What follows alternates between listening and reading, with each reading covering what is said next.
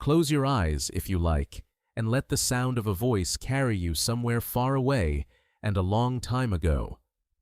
Not to a place of noise or hurry, but to a hillside, quiet now, the way most places eventually go quiet again once the history has moved on from them.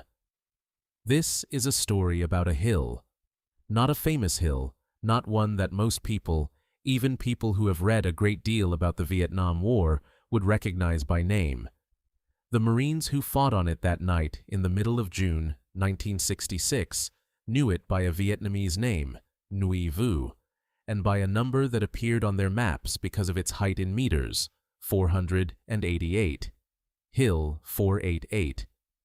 It rose above a river valley west of a coastal base called Chu Lai, out where the rice paddies gave way to broken country, and the broken country gave way to real mountains, the kind that swallowed patrols whole if the patrols were not careful, and sometimes even when they were. On the evening of June the 13th, a helicopter set 18 United States Marines down on the slope of that hill. 18 men, a staff sergeant in command of them, sent up to watch a valley and call in artillery on whatever moved through it. They were not supposed to fight a battle up there. They were supposed to watch and report and occasionally direct a fire mission, and then be lifted off again in a day or two, the way small reconnaissance teams were lifted on and off hilltops all through that stretch of the war, quietly, almost routinely.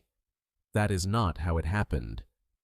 Before the next dawn had fully arrived, those 18 men found themselves surrounded, on a bare, exposed, three-fingered hilltop, with almost no cover beyond a scattering of rocks and one large boulder, by an enemy force that outnumbered them by a margin most militaries would consider simply impossible to survive.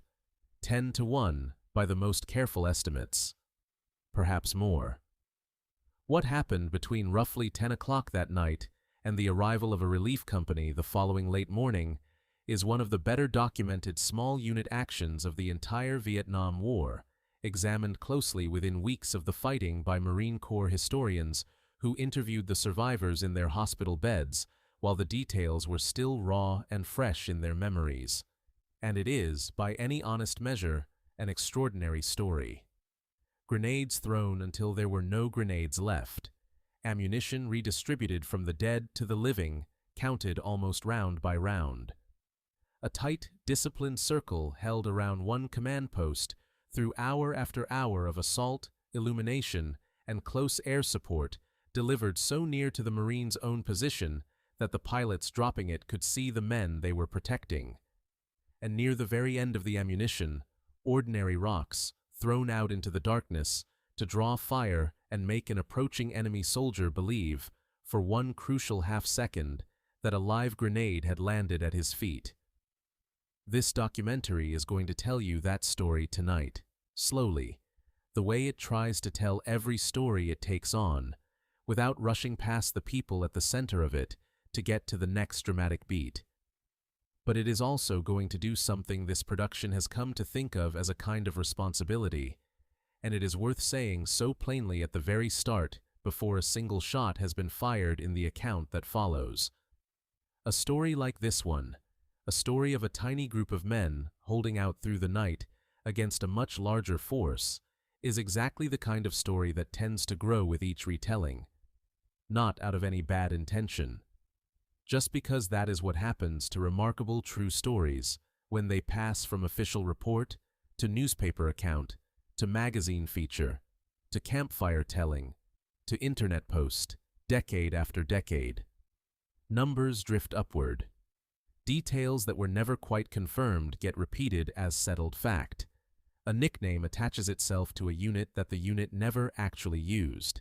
It happens gradually and almost always with affection rather than dishonesty behind it, but it happens.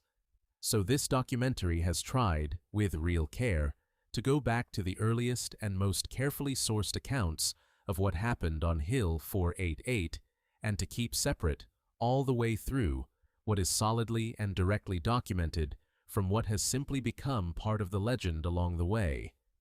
Where the sources agree, you will hear it stated plainly as fact. where they do not agree, or where a popular version of the story has drifted from what the record actually supports, you will hear that too, gently, without turning this into anything like a dry correction of the record. The truth of what those 18 men did on that hill does not need any exaggeration to be worth 2 hours of your evening. If anything, it is more remarkable, not less, once you see it precisely as it was. This documentary should tell you now, part of the reason it exists at all. Some of the battles this channel has already told you about in earlier films are well known, at least within the broader history of the Vietnam War. Names that show up in textbooks and documentaries and museum placards. This one is not, quite. It sits instead in a quieter corner of that history, known well by the people who study the Medal of Honor closely, or who study Marine Corps reconnaissance operations closely, but largely unknown to almost everyone else. That is exactly the kind of story this channel likes to spend 2 unhurried hours with, not because it is more important than the famous battles, but because it deserves the same careful, patient telling those famous battles have already received many times over, and because it has, until now, rarely gotten it. So settle in. There is no need to hurry through any of this. We will begin, as this documentary tries to begin most of its stories, not with the sound of gunfire, but with the life of the man who held that hilltop together through the worst of the night. A staff sergeant from Iowa named Jimmy Earl Howard, who had already survived one war before this one found him on a bare hill 8,000 miles from home. Jimmy Earl Howard was born on the 27th of July, 1929, in Burlington, Iowa, a river town on the Mississippi, the kind of place that produced a great many of the men who filled out the ranks of the American military in the middle of the 20th century, without ever quite expecting to become the subject of a documentary decades later. He grew up in Iowa through the Depression and into the years of the Second World War, old enough by the war's end to have felt its presence, but not old enough to have fought in it. And when the time came for him to choose a direction for his own life, he went first to the University of Iowa, where he spent a single year as a student before deciding that the path he wanted to walk ran through the Marine Corps instead of the university lecture hall. He enlisted on the 12th of July, 1950, just weeks after the outbreak of the Korean War, at a moment when a great many young American men were making exactly that same calculation, weighing school against service and choosing service. He graduated from recruit training in January of 1951, and the Marine Corps, recognizing something in him early, kept him close to home rather than sending him overseas right away. He served as a drill instructor at the Marine Corps Recruit Depot in San Diego, the very base where, many years later, he would return to finish out his career through the end of 1951. It is worth pausing on the timing here, because this is a point where the popular memory of Jimmy Howard's life has, in at least some retellings, drifted a little from what the documented record actually supports. And this documentary would rather take a moment now to get it right than let a comfortable but inaccurate detail slide by unchallenged. Some accounts of Howard's life place him at the Chosin Reservoir, the brutal freezing retreat fought by Marines of the 1st Marine Division in the closing weeks of 1950, one of the most harrowing chapters of the entire Korean War, and, understandably, one of the most mythologized.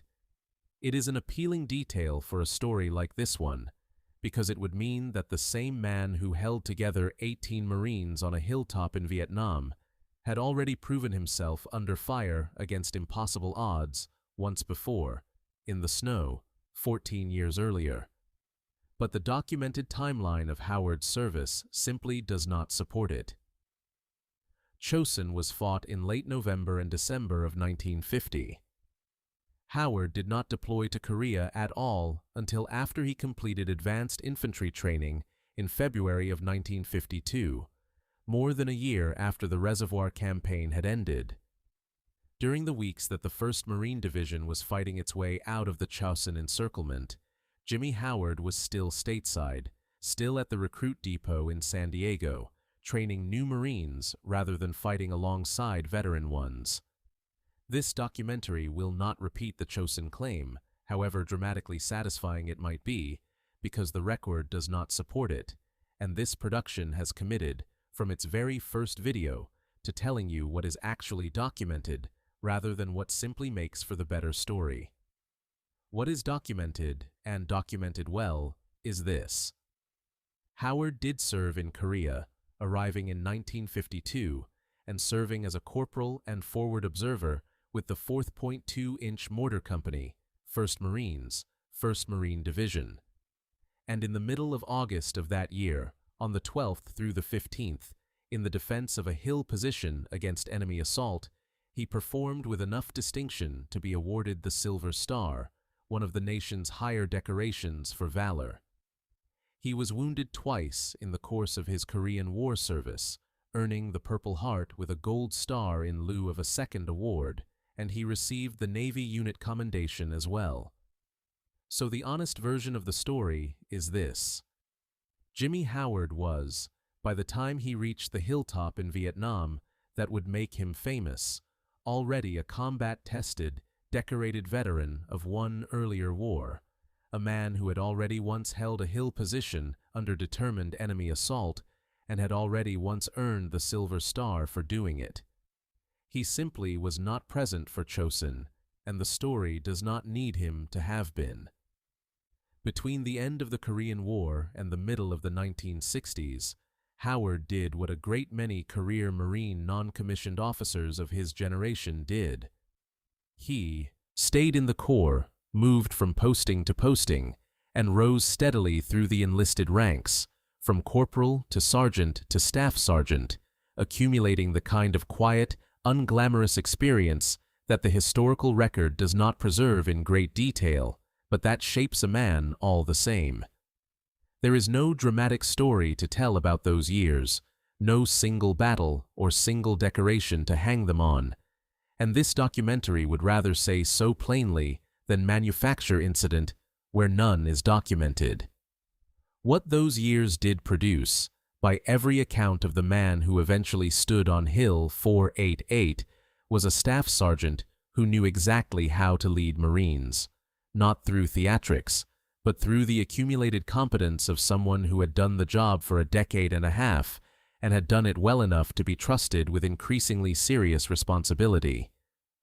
By the time June of 1966 arrived, the young corporal from Burlington, Iowa, had become Staff Sergeant Howard, a man in his mid-30s now, tall and well-built, the kind of physical presence that made an impression on the young Marines under him even before he had said a word. He had a reputation, among the men who served with him and the officers who commanded him, as personable and well-liked, easy to be around, the sort of staff non-commissioned officer that recruits and junior Marines gravitated toward rather than avoided. Away from the war, he had played football and, in the years he spent at the recruit depot in San Diego, had coached it as well, a detail that would resurface much later in his life in a way this documentary will return to before the night is through. In June of 1966, in South Vietnam, Howard was serving as the acting platoon leader of 1st Platoon, Company C, 1st Reconnaissance Battalion, not because he held a commissioned officer's rank, but because the Marine Corps, like most militaries stretched by a growing war, often asked its most capable senior enlisted men to do an officer's job when the situation demanded it. Howard's situation was about to demand a great deal more of him than anyone, including Howard himself, could have anticipated. Before this documentary walks you through the battle itself, it wants to spend a little more time with the men who fought it, because that is something this production believes matters, perhaps more than almost anything else it does. It would be easy to tell this story as a sequence of tactical events, a perimeter formed here, a flare ship arriving there, a relief company landing at such and such an hour, and to let the 18 human beings at the center of it blur into a single collective noun, the platoon, rising and falling as a unit rather than as individuals with names and hometowns and mothers waiting for letters. This documentary tries very hard not to do that in this story or in any other it tells. And so before Hill 488 goes dark and the fighting begins, it is worth sitting for a few minutes with a handful of the specific people who were there. Lance Corporal Ricardo C. Binns was the man who opened the battle. Late on the night of June the 15th, when the encircling enemy force made its first move against the platoon's position, it was Binns who spotted the movement and fired, at close range, the shot that began what the official Marine Corps history of this action would simply call the Battle of Neuve. But Binns's role in the story did not end with that first shot, not nearly. Though he was severely wounded in the fighting that followed, he spent much of the night crawling along the platoon's tight perimeter, gathering up weapons and grenades from enemy dead who had fallen close enough to reach, redistributing that captured equipment to Marines who were running out of their own, and moving from position to position, encouraging the wounded to hold on. For what he did that night, Binns was awarded the Navy Cross, the second highest decoration the United States Navy and Marine Corps can bestow for valor in combat, one rank below the Medal of Honor itself. It is worth pausing here to explain something about how Navy corpsmen fit into a Marine unit like this one, because it is a detail that this documentary has touched on in earlier films, and that bears repeating since it matters enormously to understanding what happened on Hill 488. The Marine Corps has no medics of its own. It has, instead, always relied on the United States Navy to provide the men who patch up its wounded, and those men, called hospital corpsmen, do not stay back at an aid station somewhere behind the lines. They walk and crawl and fight alongside the Marines they are attached to, sharing every bit of the same danger, distinguished from the riflemen around them mainly by the medical kit they carry, rather than by any greater measure of safety. 2 such corpsmen went up onto Hill 488 with Howard's platoon. One of them was Hospital Corpsman 2nd Class Billy Don Holmes.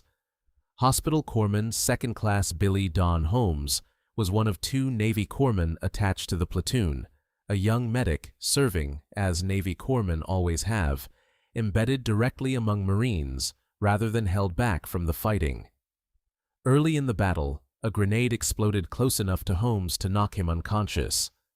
When he came to, he found himself in a moment of genuine horror. An enemy soldier was dragging away the body of a Marine who had fallen beside him, and a second enemy soldier was reaching for Holmes's own cartridge belt, close enough to touch him. Holmes was saved in that instant by a fellow Marine, who shot the second enemy soldier at point-blank range. The man fell dead directly across Holmes's body. Holmes pulled himself free and spent the rest of that long night crawling between fighting positions around the perimeter, treating wounded Marine after wounded Marine despite his own injuries, doing the work a corpsman does under conditions that make that work almost unimaginably difficult. He, too, was awarded the Navy Cross. And now this documentary wants to slow down even further, because 6 young men who went up onto that hill on the evening of June the 13th did not come back down from it alive, and their names deserve to be spoken clearly and remembered as more than a casualty count. Corporal Gerald R. Thompson, Lance Corporal John T. Adams, Private First Class Ignatius Carlisi, Private First Class Thomas D. Glaw, Private First Class James O. McKinney, Lance Corporal Alcadio N. Mascarenas. Say those 6 names slowly, if you can, rather than letting them slide past as a list. Each one belonged to a young man who had a hometown somewhere in the United States, a family that would receive a telegram in the days after this battle that no family ever wants to receive, and a life that, as of the afternoon of June the 15th, 1966, still had decades of ordinary living ahead of it that never arrived. 6 names is not a large number, set against the scale of a war that would eventually claim tens of thousands of American lives. But 6 names is a very large number indeed, when it is drawn from a single platoon of 18 men on a single hillside on a single night. And this documentary does not want to move past those 6 names quickly, the way a list of statistics might invite you to. It wants you to have heard them clearly, at least once, before the account of the fighting itself begins in earnest a little later in this film. All 6 were decorated posthumously for their conduct that night. Corporal Thompson and Lance Corporal Adams each received the Navy Cross. Carlisi, Glau, McKinney, and Mascarenhas each received the Silver Star. Behind each of those medal citations was a young man in his teens or 20s who had been alive and breathing and afraid, almost certainly afraid, on the evening of June the 13th, and who was gone by the following morning. This documentary does not know, and cannot tell you with any confidence, the small personal details that would make each of these 6 men feel fully individual to you tonight. The sources available simply do not preserve that kind of intimate detail for most of them, and it would be dishonest to invent it. But it can tell you this, and it wants to close this chapter with it, because it is one of the most quietly moving lines in the entire documented record of this battle. The official Marine Corps history of the fighting on Hill 488, written within weeks of the battle by a Marine Corps historian working from hospital bed interviews with the survivors, closes its own account of the men who died there with a single sentence about who they were. It describes them, and this documentary borrows the description deliberately and gratefully, as, quote, the typical and the average, who, well-trained and well-led, rose above normal expectations. That is not a grand or a showy epitaph. It does not claim these 6 men were extraordinary before the night that made them so. It says, instead, something this documentary finds far more moving than any more elaborate tribute could be, that they were ordinary young Marines, trained well and led well, and that when the moment came, they rose to meet it. That is, in the end, most of what courage actually looks like in the overwhelming majority of the people who have ever shown it. Not a special category of person, born different from everyone else. Just ordinary people, trained and led well, meeting an extraordinary night with everything they had. The 18 Marines on Hill 488 did not win the night alone, and this documentary does not want to tell their story as though they did. Even the most disciplined perimeter, even the most careful conservation of ammunition, would not have been enough without the men who came to help from the air and, eventually, on foot. And some of those men did not live to see the outcome of the battle they helped decide. This documentary wants to spend a little time with them, too, before returning to the hill itself. Second Lieutenant Ronald W. Meyer served with Company C, 1st Battalion, 5th Marines, the relief company that would eventually fight its way up Hill 488 the following morning. He went by the call sign Stump, a nickname of the kind Marines give each other without much ceremony, and he was, by any measure, a young man at the very beginning of what should have been a long career. He was a recent graduate of the United States Naval Academy at Annapolis, commissioned only a short time before deploying to Vietnam, and he had married just a month before, shipping out, a young wife left waiting at home while her new husband went to war on the other side of the world. When Company C reached the base of Hill 488 and began fighting its way upward against the snipers, who remained even after the main enemy force had withdrawn with the dawn, it was Lieutenant Meyer who personally led the final assault against one of the last holdout positions. He was killed there by a sniper's round. He was posthumously awarded the Silver Star. This documentary does not know how many days he had actually spent in Vietnam before that morning, but it knows he had been married only weeks, and it thinks that detail is worth sitting with for a moment, rather than passing over. Major William J. Goodsell commanded Marine Observation Squadron 6, the helicopter squadron flying support over Hill 488 that night and into the following morning. He had held that command for less than a week. In the hours after Howard's platoon called its own réveil, and the enemy began withdrawing with the dawn, before the relief company on the ground had fully secured the position, someone needed to fly in and mark a landing zone so that the badly wounded Marines still on the hilltop could finally be evacuated by medevac helicopter. Major Goodsell took that helicopter up himself. On the withdrawal, after the landing zone had been marked, his aircraft was hit hard by enemy fire. His co-pilot, First Lieutenant Stephen Butler, managed to regain control of the stricken helicopter and crash-land it several miles from the hill. But Major Goodsell died of his wounds before he could reach a hospital. He had commanded his squadron for less than a week, and he gave his life trying to get Howard's wounded Marines off that hilltop. Lance Corporal Terry Reddick, a rifleman with Company C, was killed by a sniper in the same fighting that claimed Lieutenant Meyer, on the slopes below and around the hilltop, as the relief company pushed the last resistance out of its positions. He was, like so many of the men in this story, very young, and like so many of them, his death is recorded in the sources mainly as a name and a fact rather than as a fully realized life, a limitation of the historical record itself, not a judgment on how much his death mattered to the people who knew him. This documentary would rather tell you honestly that it does not know more about him than that, than pretend to a fuller portrait it cannot actually support. It is worth stepping back for a moment and counting, plainly, what this single morning of rescue and relief cost beyond the platoon on the hilltop itself.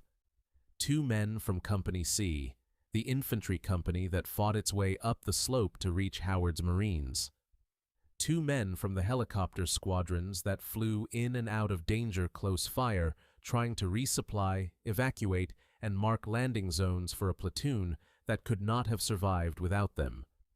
4 names, on top of the 6 already lost within Howard's own 18-man platoon, and this documentary will return to the fuller arithmetic of the battle's total cost a little later in this film. For now, it is enough to say that the price of getting help to that hilltop was itself substantial, paid by men who were never in danger of being overrun themselves, who simply flew or walked directly toward the sound of a fight because 18 Marines needed them to.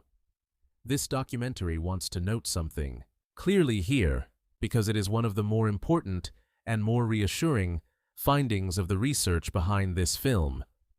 Through an entire night and morning of extraordinarily close air support, support delivered at points within 25 meters of Howard's own Marines, support that included fixed-wing jets and armed helicopters making danger-close strafing runs again and again in pitch darkness, and then in the confused, smoke-filled hours of the following morning. No confirmed incident of friendly fire against the patrol itself appears anywhere in the documented record of this battle. Every aircraft that was hit that night and morning was hit by enemy fire, not by any mistaken strike against the Marines it was trying to protect.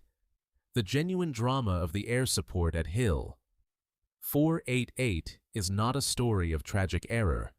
It is a story of pilots flying directly into determined enemy anti-aircraft fire, again and again, because 18 men on the ground needed them to. That is dramatic enough on its own, and this documentary does not need to imply anything darker or more complicated than what the record actually shows. Let this chapter close on a warmer note than the ones that came before it, because the story of Hill 488 does not end in 1966, and not everything that grew out of that night was loss. Ray Hildreth was a young rifleman in Howard's platoon who survived the battle, was decorated for his conduct in it, and went on, decades later, to co-write, with the writer Charles W. Sasser, the book Hill 488, published in 2003. For many years, the fullest single account of this action available to a general readership, and a book this documentary leaned on, alongside the earlier official Marine Corps history, in putting this film together. In 2011, 45 years after the battle, Hildreth returned to Vietnam and to the hill itself, and there he met a man named Hoang Minh Tien, the former Viet Cong platoon commander who had led the assault against Hildreth and his fellow Marines on that long-ago night. Two old men, once trying as hard as they possibly could to kill each other on a dark hillside, meeting again decades later in a country now at peace. This documentary will return to that meeting again before the night is through, because it is one of the truest and gentlest endings this kind of story can have. For now, it is simply worth knowing that it happened, and that it was real, as we turn back to the summer of 1966 and the strategic situation that put 18 Marines on that hilltop in the first place. To understand how 18 Marines ended up on a bare hilltop deep in enemy-controlled country in the first place, it helps to step back and look at the broader military situation in that part of South Vietnam in the early summer of 1966. This documentary tries, in every film it makes, to give you enough of this larger picture that the personal story at the center of the film makes sense within it, without turning into a lecture on operational history. So, let us take a few minutes here, unhurried, before returning to the hill. By early June of 1966, American intelligence reaching the headquarters of the 3rd Marine Amphibious Force, the senior Marine command overseeing the growing American military effort in the northern provinces of South Vietnam, was picking up signs of a mixed force of Viet Cong guerrillas and regular North Vietnamese Army soldiers massing in significant numbers, described in some reporting reaching headquarters as being in the thousands, in the mountainous country roughly 20 to 25 miles inland to the west of the Marine base at Chu Lai on the coast. Lieutenant General Louis W. Walt, commanding the 3rd Marine Amphibious Force, needed eyes on that terrain, and needed them urgently. Large infantry sweeps take time to organize and telegraph their intentions from a considerable distance. What Walt needed first was information. Where, exactly, was this force? How large was it really, and which direction was it moving? The tool for that kind of close, quiet observation was the 1st Reconnaissance Battalion of the 1st Marine Division, and the mission Walt tasked it with in this period carried the code name Operation Kansas. The idea behind operations like Kansas was straightforward in concept, even though it was extraordinarily demanding in practice for the small teams asked to carry it out. Small reconnaissance teams, typically somewhere between 8 and 20 Marines, would be inserted by helicopter onto hilltop observation posts scattered across the contested terrain, positions chosen because they commanded a clear view of the valleys and trails below. From those hilltops, the teams would watch, and when they spotted small groups of enemy soldiers moving through their field of view, they would call in artillery or airstrikes directly onto those targets. When they spotted something larger, a concentration of enemy forces too big for the reconnaissance team itself to deal with through fire support alone, they would report it back to headquarters, and a conventional infantry response could then be organized and sent in. Command of the 1st Reconnaissance Battalion belonged to Lieutenant Colonel Arthur J. Sullivan, an officer who, by the accounts available to this documentary, set demanding training standards for his Marines, including forward observer schooling for essentially every man under his command, on the theory that any Marine in a reconnaissance team might, on a given day, be the one who needed to call in and adjust a fire mission with real precision under real pressure. That training would matter a great deal, very soon, to the specific platoon this documentary is following.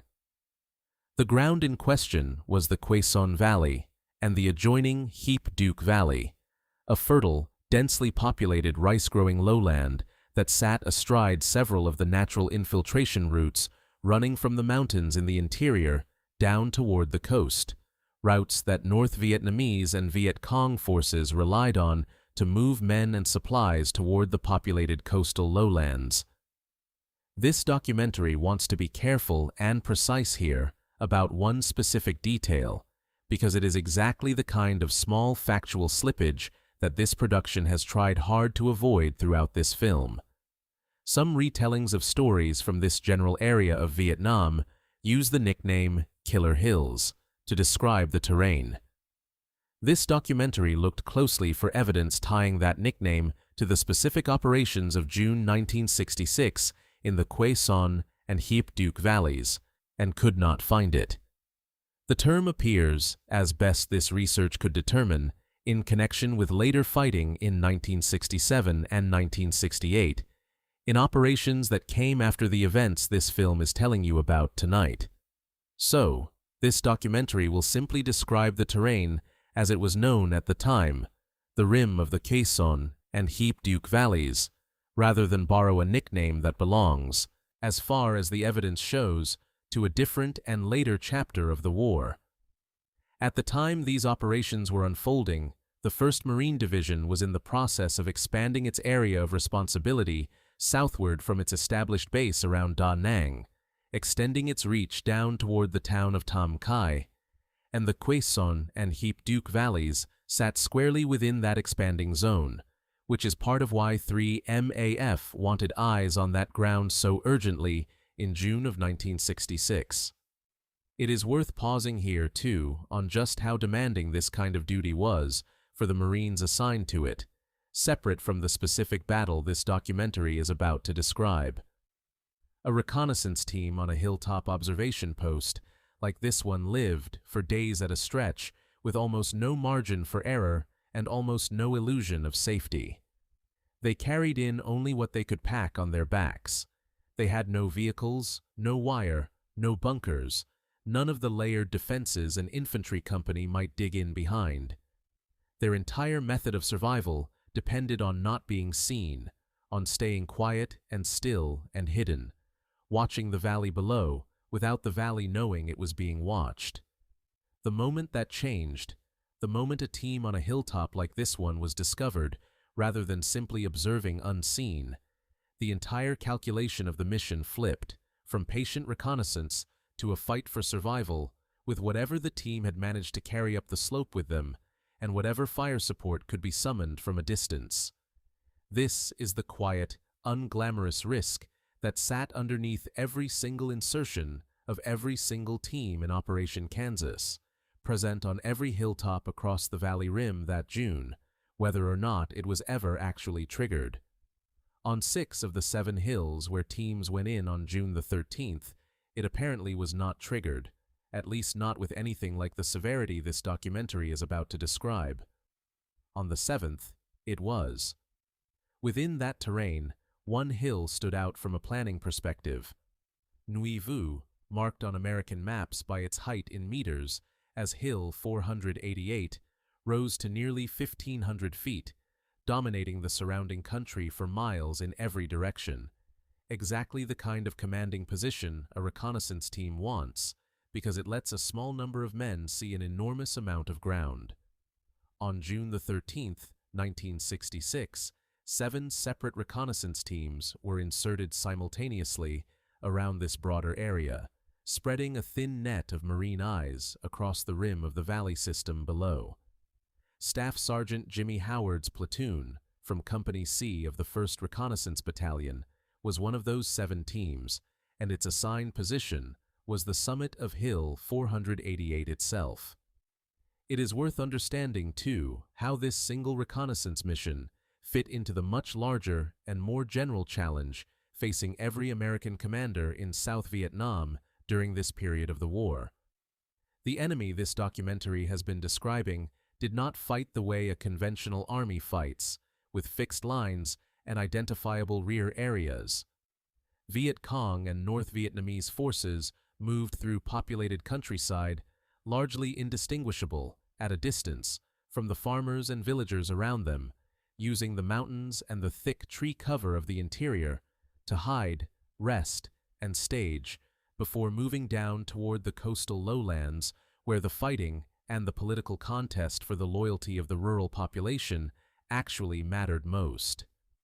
Finding a force of any real size before it could strike was consistently one of the hardest problems American commanders faced in this war, harder in many respects than actually defeating that force once it had been found and fixed in place. Operations like Kansas existed specifically to solve that finding problem, cheaply, using small numbers of highly trained men, rather than large, slow-moving formations that announced their own presence from miles away. It was, in its own quiet way, one of the more elegant solutions the American military found to a genuinely difficult problem in this war, and it worked, as a method, far more often than the one night this documentary is about to describe in detail might suggest. 6 of the 7 teams inserted that same day watched their assigned patch of valley, gathered what information they could, and came home without incident. This documentary is telling you about the 7th, only because the 7th is the one where everything that could go wrong for a reconnaissance team did go wrong all at once, and where the men on the ground still found a way to survive it. Let this documentary now put the platoon itself under a closer light, because getting the basic facts of who these men were and what they carried onto that hill right is one of the places where this production has tried hardest to separate solid documentation from drift. The best documented figure for the size of the patrol is 18, Staff Sergeant Howard himself, plus 17 other men, 15 Marines and non-commissioned officers, and 2 Navy hospital corpsmen.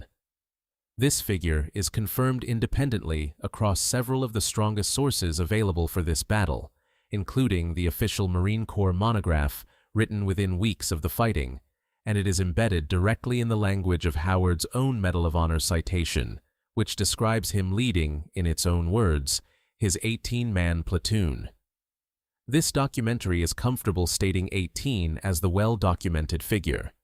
It should be said honestly, though, that a small number of other sources give the number as 17 rather than 18, likely counting Howard separately from his men rather than including him in the total, or simply working from an incomplete roster. This documentary mentions that discrepancy briefly and moves on, rather than pretending it does not exist, because 18 is the figure the strongest and most independent sources converge on, and because a one-person discrepancy of this kind, in a chaotic overnight battle recorded from hospital bed interviews weeks later, is a very minor and very understandable kind of uncertainty compared to some of the other figures this documentary will need to flag later in the film. The platoon belonged to 1st Platoon, Company C, 1st Reconnaissance Battalion, 1st Marine Division, and it is here that this documentary needs to make one more careful correction, gently but clearly, because it is exactly the kind of small detail that has drifted in some retellings of this story over the decades. The patrol's actual documented radio call sign, confirmed independently in both the official 1967 Marine Corps monograph and a separate, independently maintained database of marine aviation incidents from the war, was Carnival Time. Not any other name you may have encountered attached to this story in less carefully sourced retellings online. This documentary looked specifically for any documented connection between this patrol and a different, more famous-sounding call sign that circulates in some popular accounts, and found no source anywhere that actually supports it. It appears to be one of those small inaccuracies that a well-documented, well-remembered story can still pick up along the way, repeated by one retelling and then copied by the next, until it starts to feel like established fact simply because it has been said often enough. It was not established fact. The radio call sign was Carnival Time, and that is the name this documentary will use. The platoon went in by helicopter at dusk on June the 13th, 1966. This documentary will not tell you with confidence exactly what kind of helicopter carried them up onto the slope of Hill 488, because the sources available disagree, some describing older H-34 helicopters, others describing a mix of newer CH-46 and UH-1E aircraft. And rather than pick one version and present it as settled, this documentary will simply say that they arrived by helicopter, which is the one detail every source agrees on. Their mission once on the ground, was to observe the valley below and, over the course of what was originally planned as 2 full days, June the 14th and June the 15th, call in artillery fire missions on any enemy movement they spotted from their commanding position. And for those first 2 days, that is essentially what happened. A routine, if physically demanding, stretch of watching and reporting, broken by occasional fire missions called down onto small groups of enemy soldiers moving through the valley below. Imagine, for a moment, what those 2 days actually felt like from the inside, because it is easy for a summary like this one to make them sound almost uneventful compared with what came on the 3rd night. 18 men, spread thin across a bare, 3-fingered hilltop with almost no natural cover, under the full heat of a Vietnamese summer, unable to move around freely for fear of being spotted from below, rationing water they had carried in on their own backs, watching a valley through binoculars hour after hour, and calling in artillery only when a target was worth the risk of revealing their position by doing so. Sullivan was not being unusually cautious in worrying about repeated fire missions giving the platoon away. Every time Howard's men adjusted artillery onto a target in the valley below, they were, in effect, telling anyone listening closely enough that someone was watching from above, and narrowing down where that someone had to be. The platoon and its battalion commander both understood that trade-off clearly, which is exactly why the decision to stay a 3rd day was not made lightly, and exactly why the record shows real hesitation attached to it rather than routine confidence. But there is a piece of this story, documented directly in the official Marine Corps account of the battle, that deserves real attention, because it is the one genuine moment of command tension in this entire story, and this documentary does not want to rush past it. By the end of that 2nd day, Lieutenant Colonel Sullivan, the battalion commander, and his executive officer, Major Alan Harris, had become, in the language the official history itself uses, alarmed at the risk involved in leaving the platoon stationary on such an exposed position for so long. 2 full days on a bare hilltop, calling in fire missions that could, each time, potentially reveal the platoon's exact location to anyone below who was paying close attention, was already longer than either officer was entirely comfortable with. And yet, the observation post Howard's platoon was providing was judged too valuable to give up. Howard himself, when asked, reported no difficulty from his position on the hill. So the decision was made, weighing a real and acknowledged risk against a real and valuable intelligence return, to leave the platoon in place for a 3rd day. On the question of exactly what the platoon carried up that hill with them, this documentary can offer only a general picture rather than a precise inventory, because the most detailed equipment lists come from a survivor's later personal memoir rather than from the official contemporaneous record, and so carry a little less certainty than the figures this documentary has stated so far. What can be said with reasonable confidence is that this was a lightly equipped reconnaissance platoon rather than a heavily armed infantry unit. Rifles, a modest allotment of grenades per man, at least 1 grenade launcher, a couple of pistols, and a quantity of rifle ammunition that, however large it may have sounded when the platoon first climbed onto the helicopter, would prove nowhere near sufficient for what the 3rd night actually demanded of it. That gap between what a small reconnaissance team carries for its intended mission of quiet observation and what an entire night of close combat against a much larger force actually consumes, sits near the very center of why ammunition conservation becomes such a central thread in the account of the battle itself, which this documentary will turn to shortly. It was an entirely defensible decision, made by experienced officers weighing incomplete information the way commanders always have to, and this documentary does not want to suggest otherwise with the benefit of hindsight. But it is worth knowing, honestly, that the decision was not made without real hesitation. June the 16th would be the 3rd day. It would also be the day everything changed, On the afternoon of June the 15th, somewhere below the slopes of Hill 488, a fresh enemy battalion began moving into position at the base of the hill. This was not the same small, scattered enemy traffic the platoon had been watching and occasionally calling artillery onto for the past 2 days. This was something else entirely. A substantial, organized force, arriving with what appears, from everything that happened afterward, to have been a specific and deliberate intention, to climb that hill under cover of approaching darkness and wipe out the small Marine patrol sitting on top of it in a single, overwhelming surprise assault. By late afternoon, hundreds of enemy soldiers had begun the climb up the slopes of Neuilly Vu, moving as quietly and carefully as a force that size can move, working to get as close as possible to Howard's position before anyone up top realized what was happening. What makes the next part of this story worth pausing on is a small, almost accidental piece of good fortune, the kind of detail that turns up again and again in accounts of battles that were survived rather than lost, and that this documentary thinks is worth naming clearly rather than passing over. Operating separately in the same general area was a small Army Special Forces patrol, led by Sergeant First Class Donald Reed, with Specialist 5th Class Hardy Dranda among those with him. This Special Forces patrol spotted the enemy movement toward Hill 488 from their own vantage point, recognized what they were looking at, and radioed a warning. As it happened, Howard's radio was set to the same frequency the Special Forces patrol was using, a coincidence of communications planning rather than any deliberate coordination between the two units.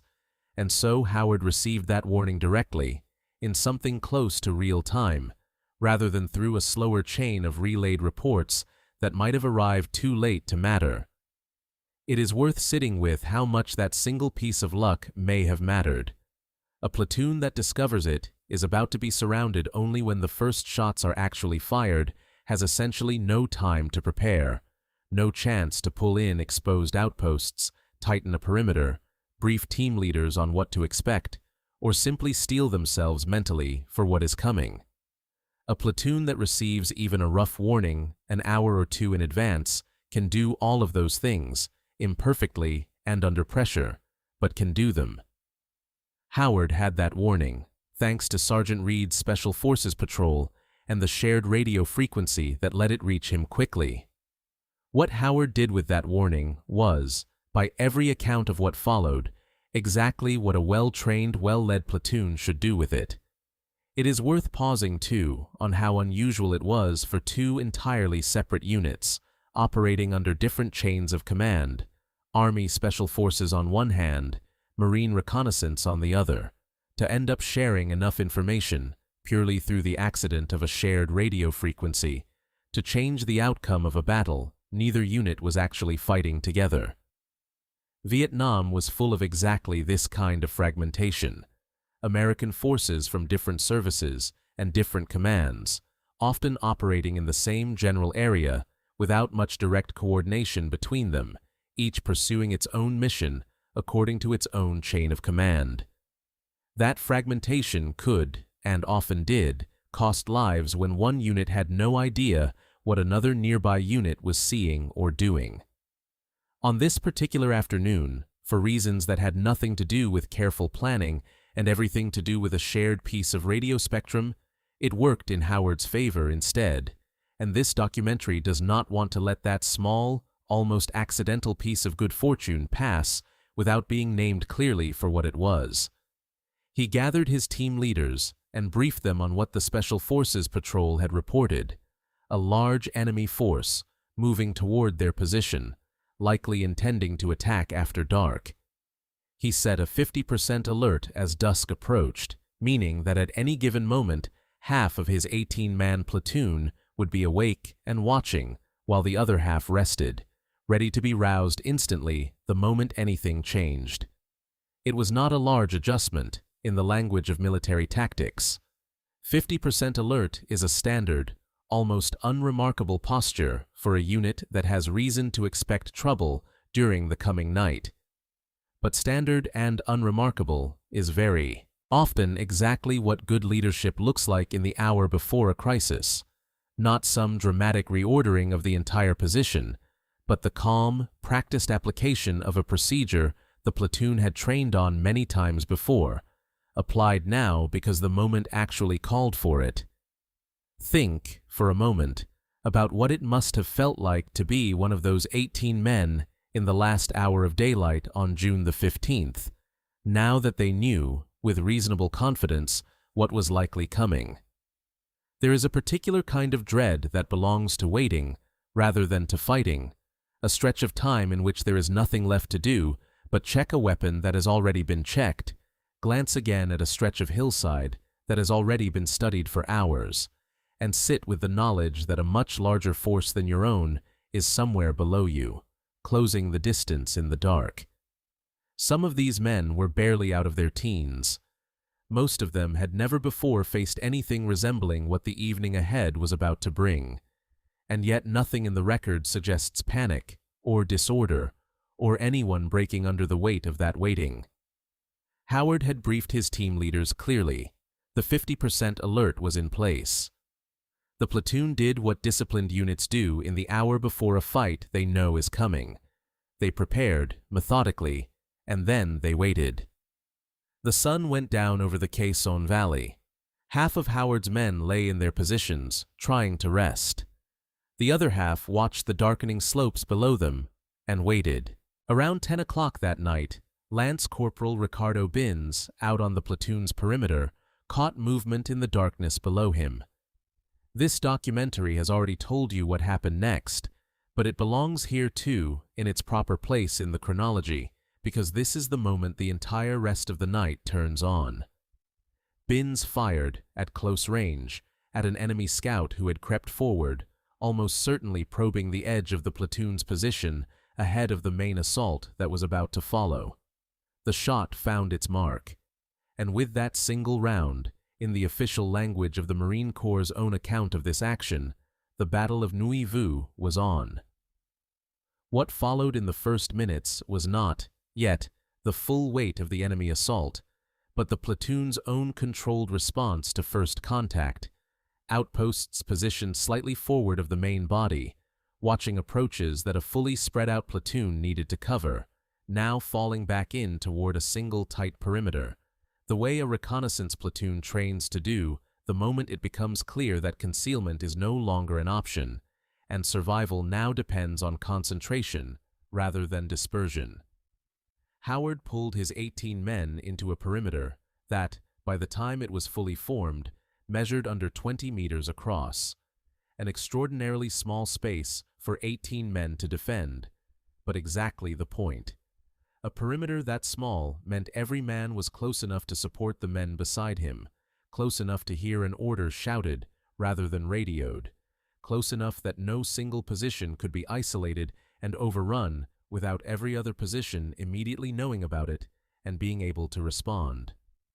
At the center of that tight circle sat a large boulder, and Howard made that boulder his command post, a fixed point of cover from which he could direct the fight, monitor the radio, and keep track, as best any man could under those conditions, of how his 18 Marines were holding. Then the grenades began coming in, from every direction around the perimeter at once. This was not a single probing attack from one side. It was a coordinated assault, pressing in from multiple points around the compressed Marine position simultaneously, supported by heavier weapons than a Marine reconnaissance platoon typically expected to face from local guerrilla forces alone. 4 50-caliber machine guns positioned to rake the hilltop from several angles, along with mortar fire dropping onto and around the tight perimeter. This was, in other words, not a scattered band of irregulars improvising an ambush. It was an organized, well-supported military assault, coordinated across the hillside using whistle signals and the sharp carrying clack of bamboo signal blocks, tools that let commanders on the ground below direct separate elements of a large force in the dark without needing radios of their own. Every piece of this, the machine guns, the mortars, the whistle and bamboo clacker signaling discipline, points to exactly what later analysis concluded. This was a fresh, well-equipped, well-trained battalion, not a loosely organized local guerrilla band, and it had climbed that hill with a specific, deliberate intention of eliminating the small Marine unit sitting on top of it. Just after midnight, the enemy mounted a second, larger, more heavily coordinated rush against the perimeter, pressing in close enough that the fighting at several points along the Marine line was fought at extremely short range, rifle against rifle, grenade against grenade, in the near-total darkness of a Vietnamese hillside with no moon to speak of. That second rush was repelled, but by the time it had been beaten back, every single Marine in Howard's 18-man platoon had already been wounded at least once. Not most of them. Not the unlucky few positioned on the most exposed side of the perimeter. Every man on that hilltop was already carrying a wound of some kind, and the fight was not even half over. Ammunition was becoming critically low, and here the discipline this platoon had trained into itself began to show in a very specific, very concrete way. The living began moving among the dead, taking magazines and grenades from Marines who no longer needed them, and redistributing that ammunition to the men who were still fighting. A grim, necessary arithmetic carried out under fire, in the dark, by men who had just watched their friends die and now had to search their bodies for bullets. This documentary does not want to describe that detail lightly. It is one of the harder images in this entire story, and it deserves to be sat with rather than rushed past, because it says something important about what actually kept this platoon alive through the rest of the night. Not any single miraculous act, but this kind of grinding, unglamorous, collective discipline, repeated over and over, hour after hour. At some point during this stretch of the fighting, the enemy began using a loudspeaker, or perhaps simply massed voices, to taunt the Marines directly, calling out in English, warning them that they would die that night. Howard's response to this is one of the most remarkable and, this documentary would add, one of the most human details in the entire record of this battle. Rather than let his men absorb that taunt in silence or answer it with shouted defiance alone, Howard orchestrated something closer to theater. He got his men to shout curses back at their attackers, and then, deliberately, to laugh. A mass, coordinated laugh, rising up out of that tight little perimeter into the dark valley below. It is described in the sources, including in testimony given decades later by the very Viet Cong platoon commander who led part of the assault against Howard's position that night, as genuinely disorienting to the men attacking the hill. It is hard to overstate how strange and unsettling that sound must have been from the perspective of the men climbing toward it. Not screams, not panic, not the sounds an overwhelmed and dying unit is supposed to make, but laughter, deliberate and defiant, coming from a position that should, by every reasonable calculation, already have been broken. Whatever it did to the attackers' confidence, the effect was real enough that they did not mount a third full coordinated assault against the perimeter that night. Instead, the pressure shifted into something different, sniping, probing, and waiting for illumination and the arrival of daylight to change the equation. It is worth stopping here, in the middle of the night this way, to say plainly what this documentary believes this stretch of the battle actually demonstrates, because it would be easy to let the drama of the laughter and the taunts overshadow the quieter, more important truth underneath it. Discipline, in a moment like this, is not a single dramatic decision made once and then coasted on. It is a long series of small, repeated choices made under conditions specifically designed by the enemy to break them, hold the perimeter tight rather than let fear scatter it, redistribute ammunition calmly rather than let panic waste what remains, answer a taunt meant to demoralize with something the enemy did not expect rather than with silence or terror. Each of those choices, on its own, might look almost small in the retelling. Together, repeated for hour after hour by 18 wounded men on a dark hillside, they are the actual substance of what this documentary means when it calls this a story about discipline and leadership rather than a story about luck. There would be luck in this story too, before the night was over. But what got the platoon to the point where luck could even matter was this: hour after hour of men doing the hard, disciplined, unglamorous thing, over and over, because their staff sergeant had trained them to, and was still, from behind his boulder, telling them to keep doing it.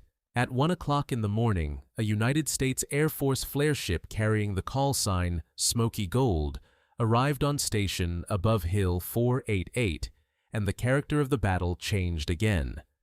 Flares drifting down under small parachutes threw a harsh, swaying, artificial daylight across the hillside, and what that light revealed, to the pilots circling above and to Howard's men crouched in their tiny perimeter below, was not reassuring. The valley beneath the hill was full of enemy soldiers, reinforcements, moving up to add weight to the assault already underway, spread across the lower slopes in numbers that made clear just how badly outmatched 18 Marines actually were. One of the men on the hill that night, describing the scene later, said it looked like an anthill that had been torn open, enemy soldiers visible everywhere the light reached, no longer hidden by darkness. It was, in its own way, one of the more frightening sights of the entire battle, even though it also marked the beginning of the platoon's best chance of actually surviving the night, because with light overhead came the possibility of accurate air support. Fixed-wing jets and armed Huey helicopter gunships began flying in over the hilltop, and from this point until dawn, this documentary wants you to understand, 2 Hueys rotated continuously through the fight, one after another, maintaining an almost unbroken presence overhead. The pilots flying these missions were doing something genuinely unusual, even by the standards of close air support in Vietnam. Men like Captain John M. Shields and Captain James M. Perryman, Jr. served, at points, as their own airborne controllers, directing fire onto targets they themselves could see from the cockpit, and then, in the same pass, strafing those targets directly, collapsing 2 separate roles that would normally belong to 2 separate aircraft into a single continuous, punishing rhythm of identification and attack, repeated again and again through the dark hours of the morning. To make this kind of support possible at the extraordinarily close ranges the situation demanded, Howard did something that required real nerve on his part as much as on the part of the pilots overhead. He marked his own position, the tight little perimeter holding his 18 men, with a red-filtered flashlight, a small, deliberate beacon telling the aircraft above exactly where the Marines were, so that everything outside that small circle of red light could be treated as hostile ground. With that marker in place, the Huey gunships strafed within roughly 25 meters of Howard's own position, a distance that, in the context of machine gun fire from a helicopter at night, is remarkably, almost unnervingly close, a distance that reflects both extraordinary confidence in the pilot's accuracy and extraordinary trust, on Howard's part, that the aircraft above him would not miss. It was sometime in this stretch of the night that the platoon's grenades finally ran out entirely, and it is here that this documentary reaches one of the details in this story that sounds, on first hearing, almost too good to be true. The kind of detail that a documentary trying to be careful about separating fact from legend would ordinarily want to treat with real suspicion. And so this documentary wants to be completely clear about its sourcing on this particular point, because it matters.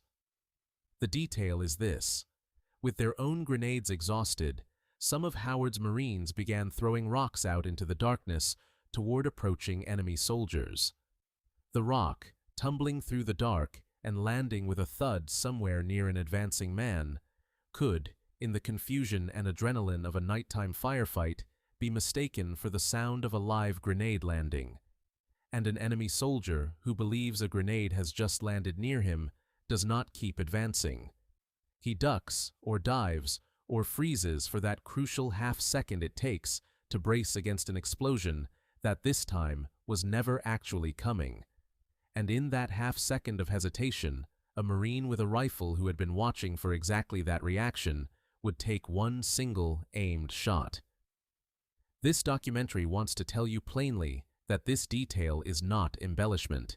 It is not one of the pieces of this story that has drifted or grown in the retelling. It is confirmed directly in the official 1967 Marine Corps monograph on this battle, written from interviews conducted within weeks of the fighting, and it stands as one of the more remarkable pieces of pure battlefield improvisation documented anywhere in the historical record of this war. Men who had run out of the tool designed for exactly this purpose, inventing, on the spot, in the dark, under fire, a working substitute out of nothing but ordinary stones, and an understanding of how frightened human beings react to the sound of danger. Throughout all of this, Howard held his men to a strict discipline of fire that mattered every bit as much as any single tactic. He restricted his platoon to single, identified shots rather than suppressive bursts of automatic fire, insisting that his Marines wait until they actually had a target they could see and hit, rather than spraying fire out into the darkness in the understandable, very human impulse to simply keep the enemy's head down. Every round conserved this way was a round that would still be available an hour later, when it might matter more. It is a small, unglamorous kind of leadership, repeated instruction after instruction through hours of chaos and exhaustion, and it is also, by the account of nearly every source examined for this documentary, one of the central reasons the platoon's ammunition lasted as long as it did. Support did not come only from the air. South Vietnamese manned 105mm howitzers, operating under the control of the Special Forces personnel in the area, filled the gaps whenever flares or aircraft were temporarily unavailable overhead, a reminder that the defense of Hill 488 that night was never quite as isolated as it might sound from focusing on the 18 men at its center alone. A wider, quietly coordinated web of American and South Vietnamese support was working all through the night to keep that hilltop from being overrun. And then, around 3 o'clock in the morning, came the moment that very nearly ended Howard's ability to lead his platoon at all. An extraction attempt by helicopter was driven off by enemy fire before it could land. In the same general stretch of fighting, a ricochet round struck Howard in the back. It paralyzed his legs. For a Marine already managing a fight of this intensity from behind a boulder in the dark, a wound like this should have been the moment his active command of the battle ended. Howard refused morphine, even though the pain of a wound like this must have been extraordinary, because he was afraid of what the drug's drowsy, dulling effect might do to his ability to think clearly and command effectively.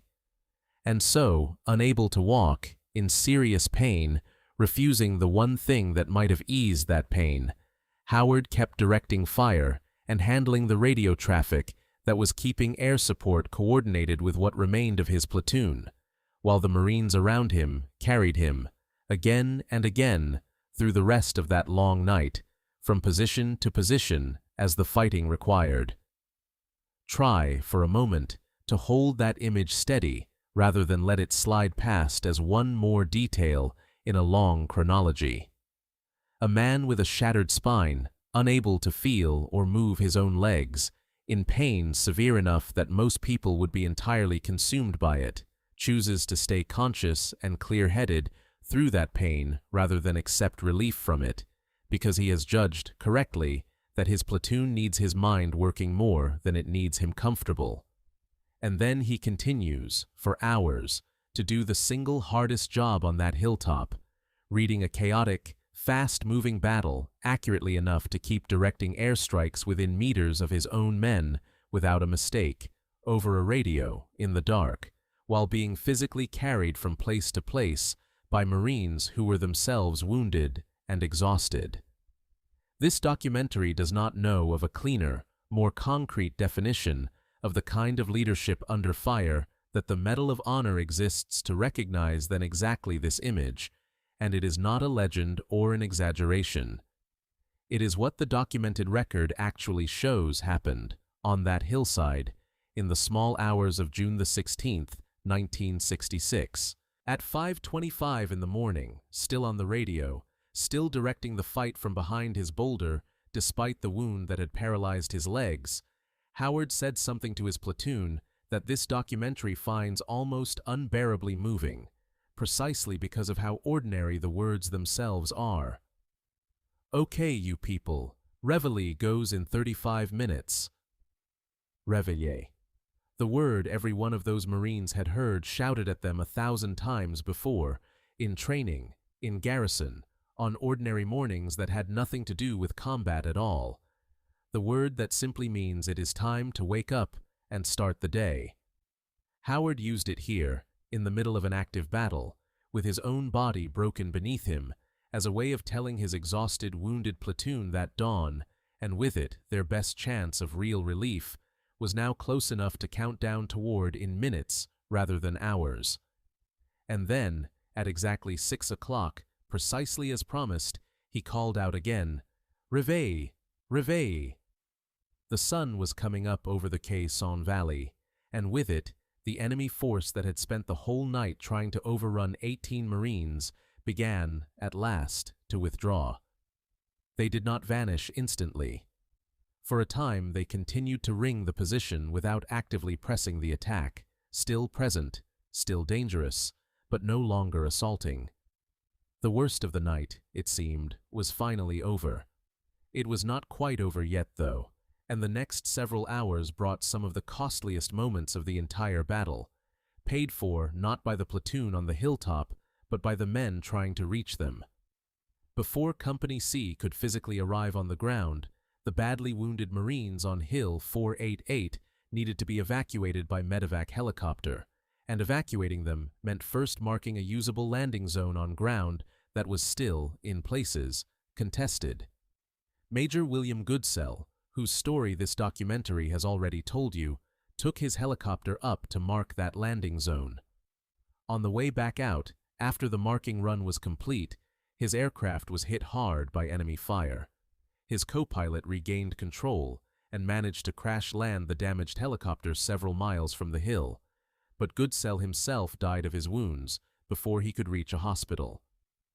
After that loss, Howard made a decision that says as much about his character as almost anything else in this story. He waved off a second medevac attempt, not because his men no longer needed evacuation. They needed it badly, several of them critically wounded and worsening with every additional hour on that exposed hillside, but because Howard was unwilling to risk losing another aircraft and another crew trying to reach him, while the ground below remained this dangerous.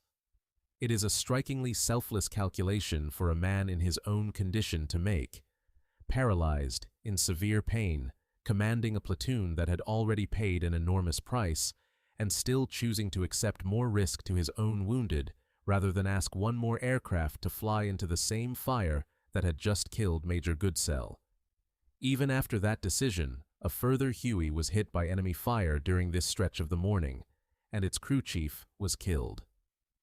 This documentary wants to state something clearly here, at the point in the story where it matters most, because it is one of the more important findings to come out of the research behind this film, and it deserves to be said plainly rather than left implied. Despite an entire night and morning of extraordinarily close-range air support delivered within meters of Howard's own Marines, delivered in darkness, and then in the smoke and confusion of the following morning, delivered by pilots pushed to the very edge of what accurate close air support can safely achieve, no confirmed friendly fire incident against the patrol is documented anywhere in the sourcing for this battle. Every aircraft brought down or damaged that night and morning was hit by enemy fire, not by any mistaken strike against the men it was trying to protect. The real drama of this story's air support is not a story of tragic accident.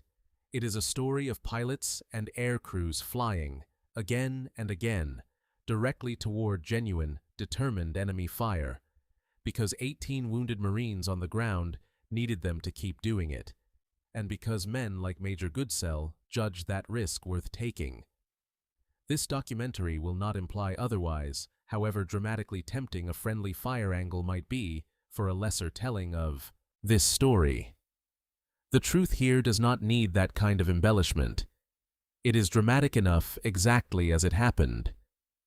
Sit for a moment with the shape of that morning, because it is easy, in a chronological account like this one, to let the losses among the relief air crews blur together with everything that came before them and lose their own separate weight.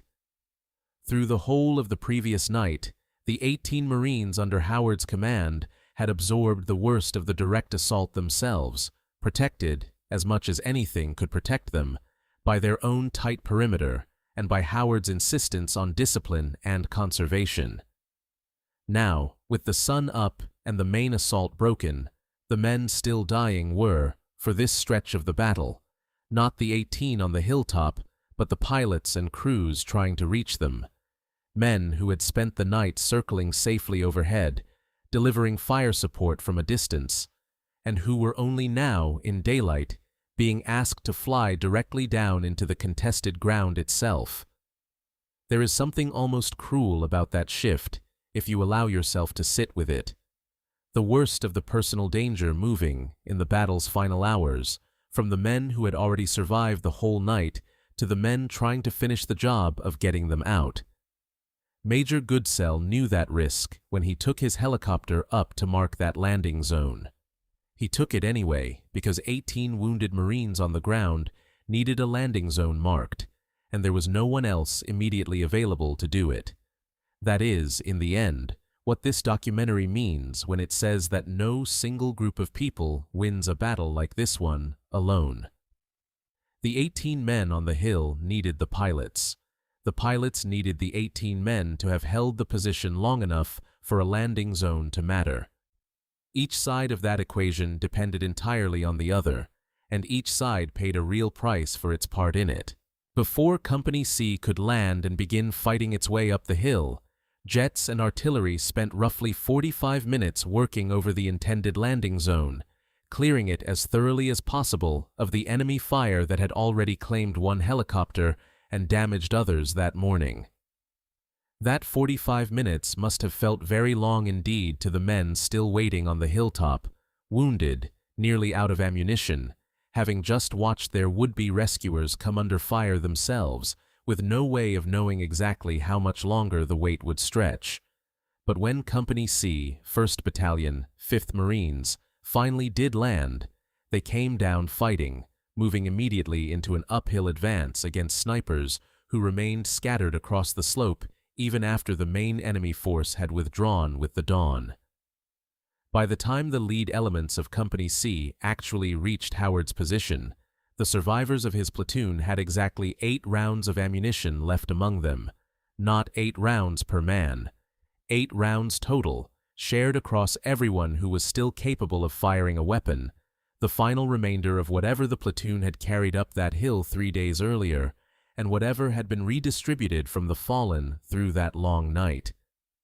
It is one of the starkest single numbers in this entire story, and this documentary wants you to hold on to it for a moment, because it says, more plainly than almost anything else could, just how close to the absolute edge this platoon had been fighting by the time help finally arrived. The fighting did not end the moment Company C reached the hilltop. Scattered snipers, dug into positions on the slopes around the summit, continued to resist, and the morning's fighting claimed 2 more lives from the relief company itself. 2nd Lieutenant Ronald Meyer, whose story this documentary told you earlier in this film, was killed by a sniper while personally leading the final assault against one of these last holdout positions. A detail worth remembering, alongside the earlier fact that Howard, directing pieces of the fight by voice through most of that morning, had apparently been giving Meyer instructions without realizing, at least at first, that Meyer was actually a commissioned officer, rather than another non-commissioned Marine. In the confusion and urgency of a fight like this one, rank sometimes mattered less than who happened to be closest to the radio and clear-headed enough to act on what they heard. Lance Corporal Terry Reddick was killed in this same stretch of fighting. A Navy corpsman attending to Lieutenant Meyer was shot in the chest while doing exactly the kind of work Navy corpsmen do under fire, tending to a wounded man without regard for his own safety. To finish clearing the last of the resistance, F-8 Crusader jets, directed by a forward air controller on the ground, flew extraordinarily close strafing runs against the remaining sniper positions, runs described in the official Marine Corps history of this action as among the closest direct air support missions in the entire history of fixed-wing aviation up to that point in time. That is a remarkable claim for an official Marine Corps document to make, and this documentary repeats it here not to inflate the story further, but because it is already, on its own, about as dramatic a statement as this account needs. Jets, at high speed, delivering fire close enough to friendly troops on the ground to warrant that kind of superlative in an official record, in the final hours of a battle that had already tested every margin of safety available to the men fighting it. By noon on June the 16th, the objective was declared secure. 39 enemy dead were found on the hill itself and searched by the Marines who now controlled the ground. This is the most directly observed, most conservative figure available. The number of bodies Marines actually walked up to, counted, and searched for intelligence value, as opposed to broader estimates of enemy casualties that this documentary will address honestly in the chapter that follows.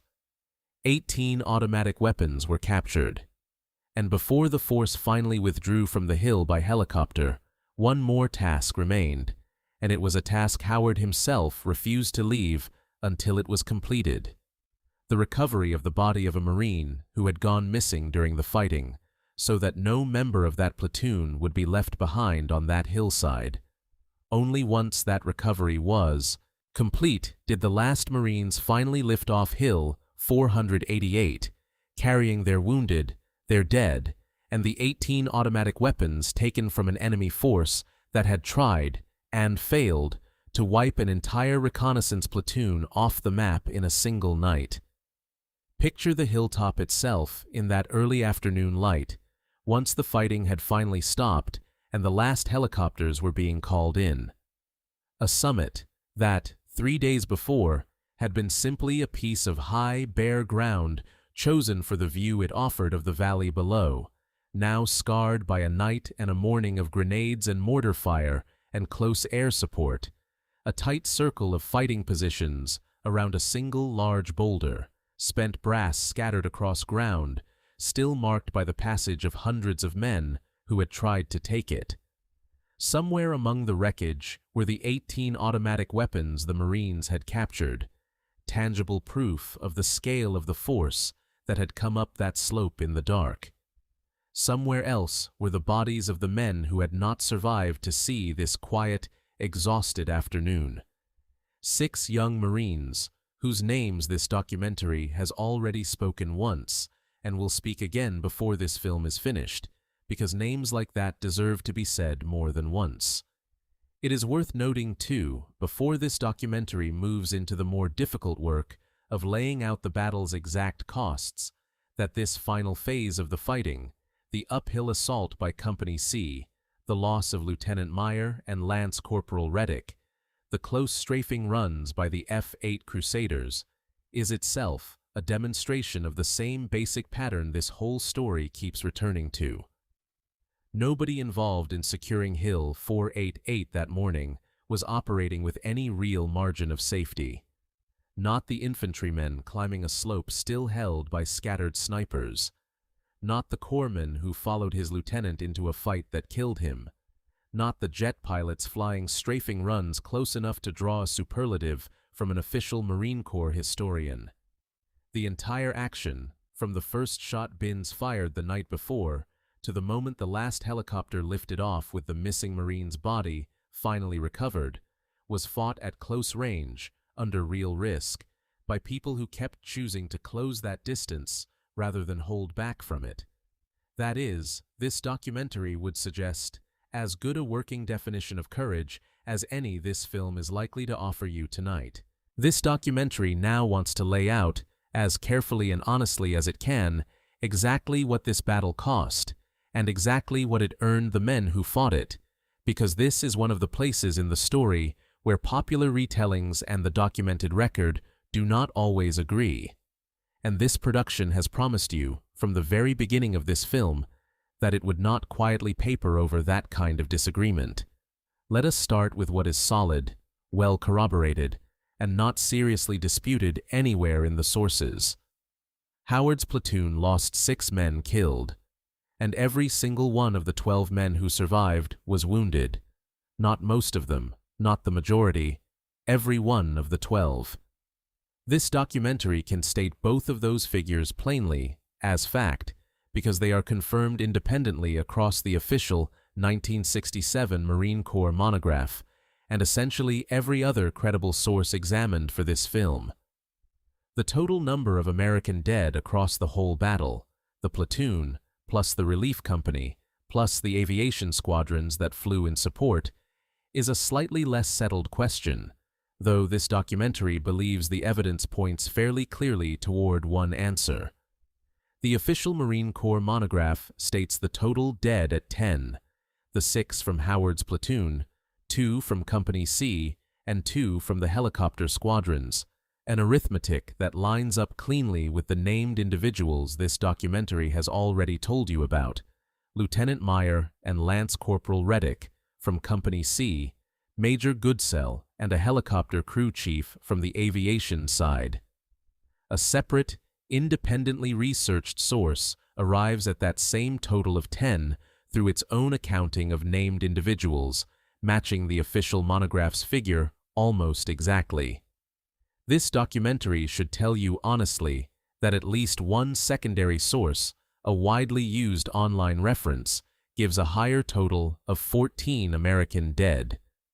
This documentary looked for independent corroboration of that higher figure, and could not find it clearly matched against a named breakdown of who those 14 would be.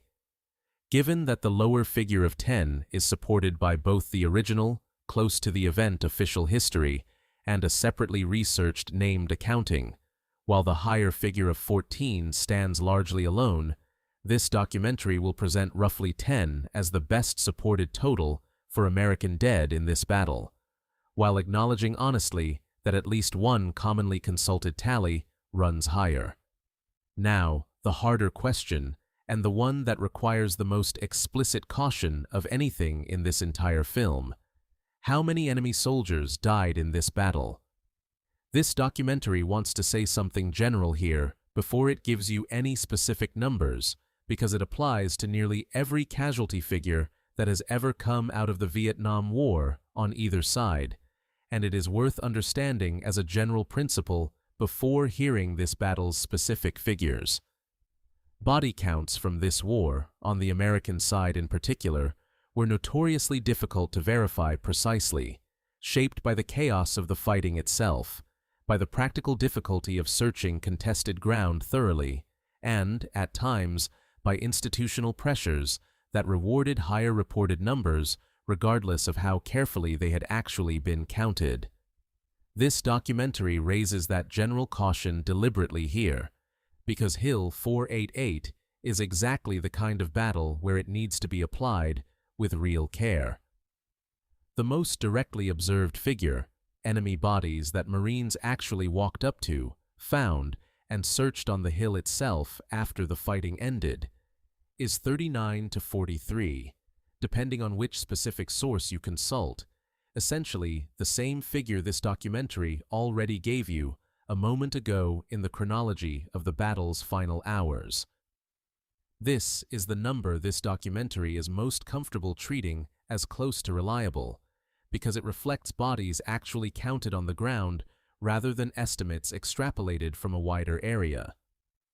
Broader claims about enemy casualties run considerably higher than that, in some accounts as high as roughly 200, a figure that reflects the wider air and artillery bombardment of enemy forces across the surrounding valley through the night, striking soldiers who were never found or counted individually because they were never on the hill itself to begin with, killed instead somewhere in the darkness below by ordnance whose exact effect could not be directly observed or verified afterward.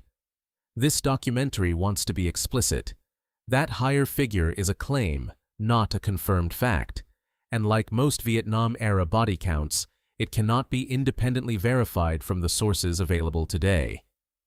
The most honest way to summarize this is to say that the Marines counted roughly 40 enemy dead on the hill itself, with additional, considerably higher claims of enemy losses in the surrounding valley that this documentary cannot verify and will not present to you as settled fact.